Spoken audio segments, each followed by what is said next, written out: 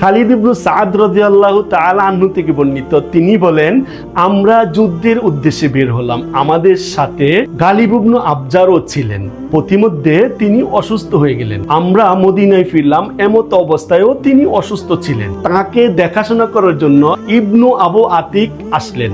এরপর তিনি বললেন, তোমাদের সঙ্গে কালোজিরা নেই? এই কালোজিরা থেকে ৫-৭টি দানা এবং এর সাথে কয়েক ফোঁটা জয়তুনের তেল মিশিয়ে তার শরীরে ব্যবহার করো।